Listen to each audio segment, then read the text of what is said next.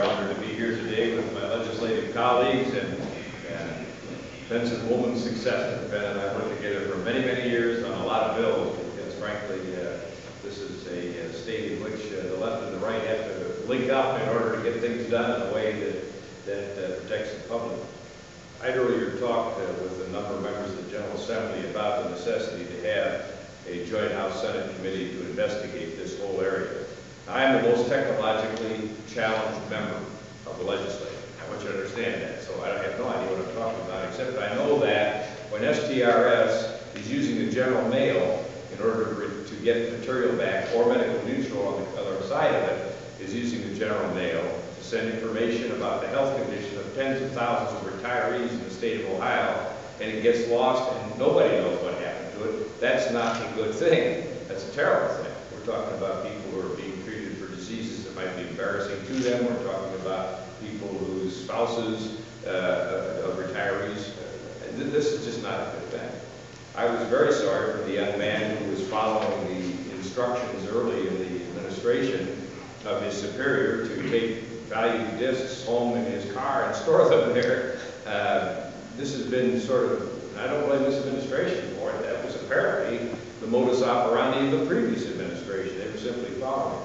People are too careless with the public records, which are to be private. That is to say, government-controlled records, which are to be kept private. There's just a lack of attention to this, and I think we have to have a better understanding of as legislators. I go back in this assembly so far that I can remember the Bureau of Motor Vehicles kept all of their records on pieces of paper, and they literally had rooms full of these papers that when they wanted to find out if someone's driver's license was under suspension, they went back and went through the paperwork.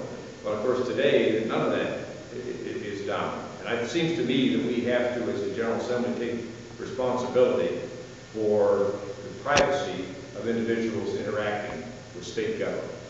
Many of them ought not have any of these things made public. And the idea, as the representative of the American Civil Liberties Union said, that we're dealing with people who are essentially simply exercising one of our most important rights, the First Amendment right of free speech, and then are followed up on by government is absolutely inappropriate. When I put out the press release, in fact, it turned out it was contemporaneous with Senator Harrison's. He got me by 2 minutes, but he had a small release.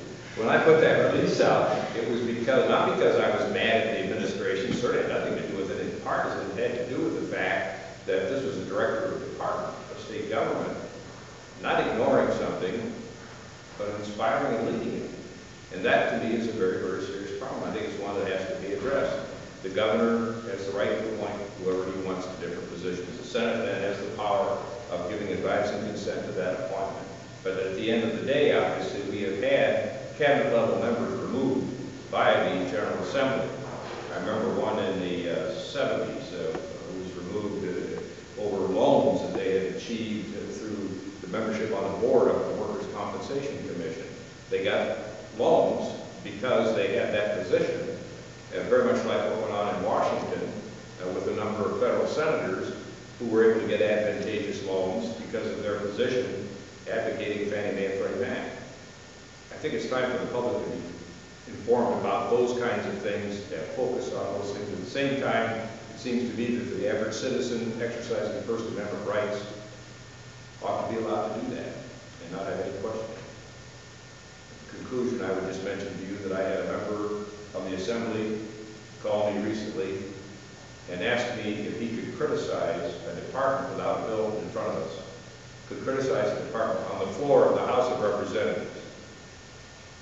That means things have gone pretty far down the sled run and require focus by the General Assembly, policy making, statutory work, I suspect, and it has to be done by people younger than I am who understand technology.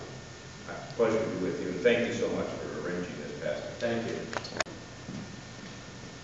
Thank you, Chris. Try not to be too redundant, and for full disclosure, I also own the Christian Citizen USA newspaper, but I am representing the Values Voters Forum, which was organized to represent and support the pro-family groups in the state of Ohio and traditional values organizations and their leaders, as the leaders continue to network throughout the state on issues and positions that affect the culture and to prepare for upcoming state and national elections.